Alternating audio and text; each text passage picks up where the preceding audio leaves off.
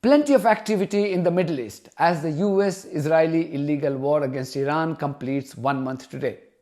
Iran has destroyed a Kuwaiti oil tanker carrying 2 million litres of oil in the Dubai waters. This coincided with the reports of multiple explosions in Dubai, with the Dubai media office confirming the injuries sustained by several individuals, all of South Asian origin. Iran has targeted key locations in the settler colony as well. US-Israeli aggressors bombed an Iranian ammunition factory in Isfahan, resulting in a huge explosion. Donald Trump, the deranged occupant of the White House, shared that video on his Truth social media platform. But his most notable social media posts today were about his visible anger against his European allies after France joined Italy and Spain to deny the use of its airspace for Americans and Israeli planes in the ongoing conflict involving Iran.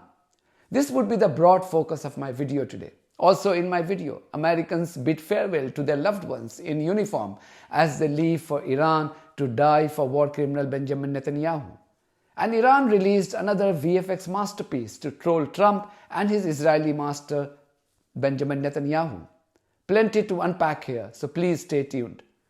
Iran today made its intention clear to anyone who thought the Islamic Republic's military power and resolve were diminishing. The Iranians first destroyed a Kuwaiti oil tanker carrying 2 million litres of oil off the coast of Dubai. The Dubai media office said that it had managed to extinguish the fire, but as you can see on your screen, the ship has been rendered useless. This was followed by multiple explosions across Dubai. The Dubai media office said, and I quote, "Authorities confirmed that the incident caused by debris from an interception that fell on houses in southern Dubai resulted in minor injuries to 2 Indian nationals, 1 Bangladeshi national and 1 Sri Lankan national. The incident was handled in accordance with the highest safety standards. Please rely on official sources for updates." End quote.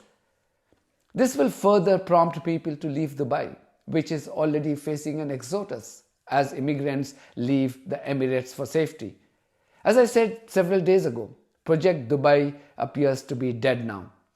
Iran too suffered heavy losses on its military front after one of its ammunition depots was bombed by the Americans and Israeli terrorists in Isfahan.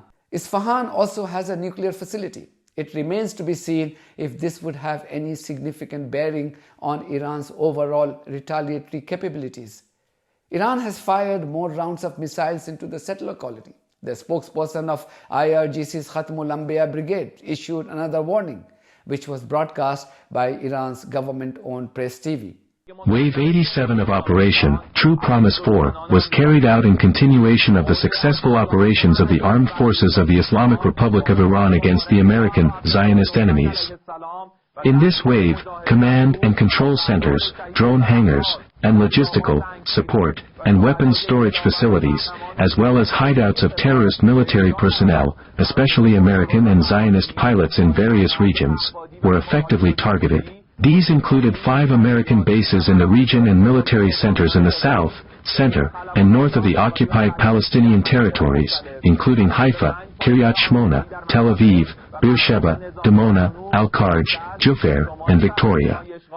The strikes were successfully carried out using solid and liquid-fueled ballistic missiles, Ahmad, Qayyam, and Khorramshahr, as well as precision-guided suicide drones. From last night until today, the Army of the Islamic Republic of Iran also carried out precise attacks using offensive drones on radar stations of the American Zionist enemy deployed in the UAE, which were responsible for detecting and tracking combat missiles and drones. In addition, infrastructure centers of Elbit systems and locations involved in the production and development of the regime's defensive and offensive systems in Tel Aviv were targeted. By the grace of God and under the command of the Supreme Commander-in-Chief, Ayatollah Sayyid Mojtaba Khamenei, the powerful offensive of the armed forces of the Islamic Republic of Iran will continue until the American Zionist enemies are brought to their knees. Meanwhile, Trump has been hit with more bad news as several European countries blocked their airspace for the American and Israeli planes taking part in the illegal war against Iran. After Spain and Italy, today France became the 3rd European country to announce a ban of its airspace for the US and Israeli planes. No, Italy and France haven't developed compassion for humanity or love for international law. They are simply hoping against hope that Iran would allow their ships to pass through the Strait of Hormuz. But the news didn't go down well with Donald Trump, who took to social to write this, and I quote, "All of those countries that can't get jet fuel because of the Strait of Hormuz, like the United Kingdom, which refused to get involved in the decapitation of Iran, I have a suggestion for you. Number one, buy from the US, we have plenty. And number two, build up some delayed courage. Go to the strait and just take it. You will have to start learning how to fight for yourself. The USA won't be there to help you anymore. Just like you weren't there for us. Iran has been essentially decimated. The hard part is done. Go get your own oil. President DJT." End quote. In his subsequent social media post, Trump singled out France for his attack as he wrote, and I quote, "The country of France wouldn't let planes headed to Israel, loaded up with military supplies, fly over French territory. France has been very unhelpful with respect to the butcher of Iran, who has been successfully eliminated. The USA will remember. President DJT." End quote. Now you tell me if this is the language of someone who is winning the war against Iran. Simply put, it's a juvenile reaction when you get smacked by your adversaries for your own stupidity. The blockade of the Strait of Hormuz is having a crippling impact on the economy across the West. Yesterday, an otherwise Israeli slave and American poodle, Keir Starmer, repeated for the millionth time that he had nothing to do with the illegal war against Iran. But as already been said, the backdrop to these elections is uncertain. We're facing a war on two fronts. The Ukraine war now, 4 and a bit years in, and let's salute the bravery of Ukrainians over so many years, both on the front line and the civilians, as they fight for the values that matter to us. And now the other front, the other war, which is the Iran war, which I know is causing huge concern. People look at their screens and they're worried when they see explosions, infrastructure blown up, the rhetoric that goes with it, worried about whether this is going to escalate even further. And therefore it's really important that I reiterate where I stand and where this government stands. Because this is not our war. And we are not going to be dragged into it.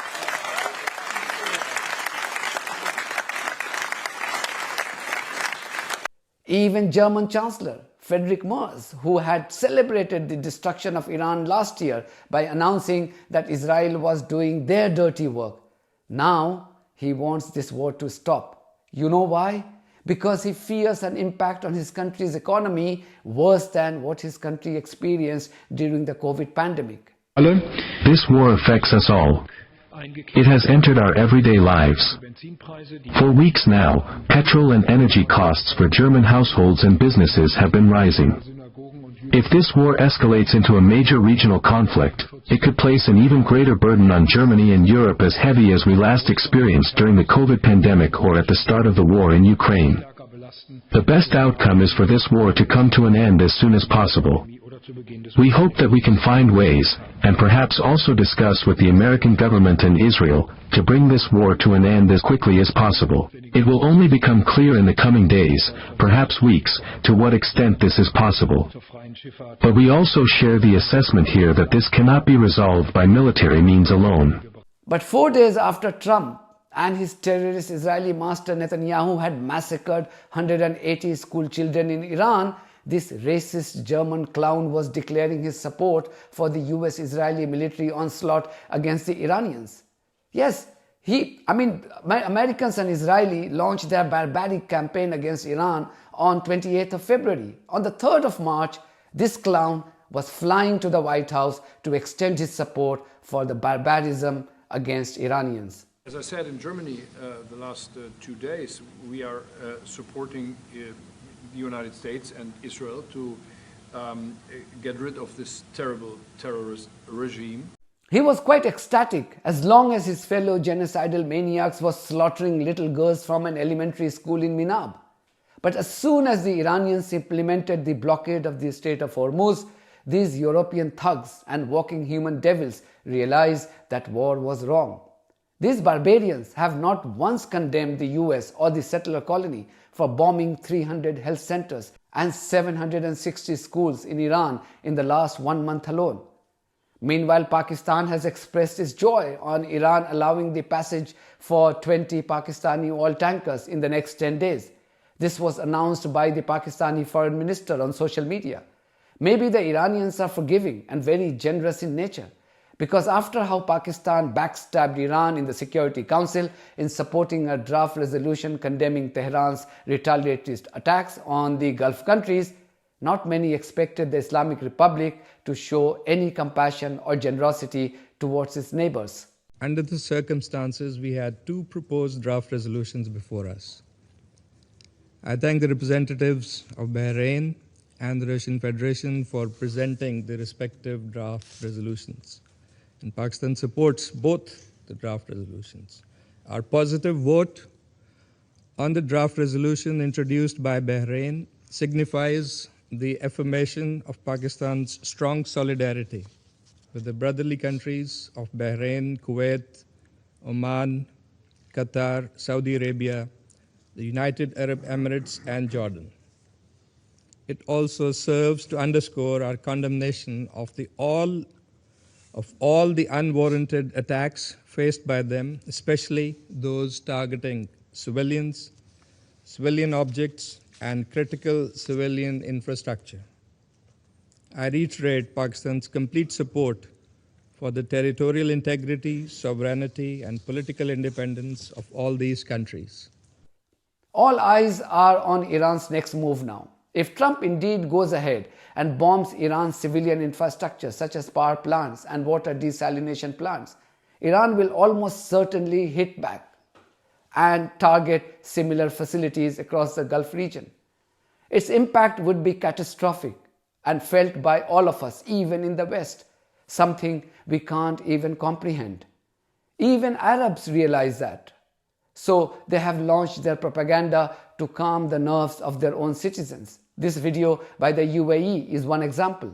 We have enough water in the UAE. So here's the math. The UAE has 26 billion liters of water stored 80 meters underground in the Liwa Strategic Reserve. It is the world's largest man-made desalinated water reserve. It can pump 100 million liters of water per day back into the network for 90 days if every coastal plant stops working. Dubai also has another 6,000 million gallons stored underground through its aquifer storage and recovery project. That gives us another 90 days at 50 million gallons per day. But here's the part that most people didn't even know. The Tawalih plant in Abu Dhabi produces 200 million liters per day, and it has its own 70 megawatt solar field. Even if the regional gas grid gets disrupted, this plant keeps making water using the sun. The Ministry of Economy also confirmed that we have 6 months of food ready in warehouses. And if you're worried about the money, the UAE government holds assets equal to 184% of its GDP. With the trust in our leaders and their vision for this country,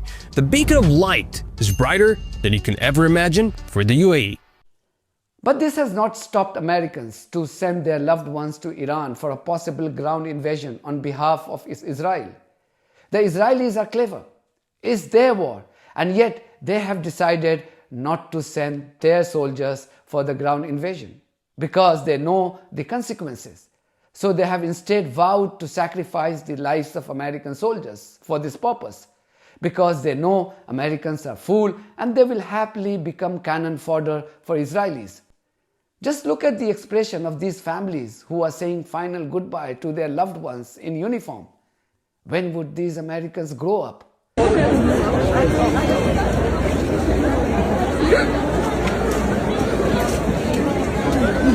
him out of there.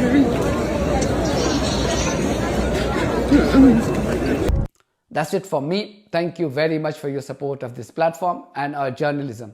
If you haven't subscribed to my channel, please do so, because that's one of the many ways you can support independent journalism. God bless you all.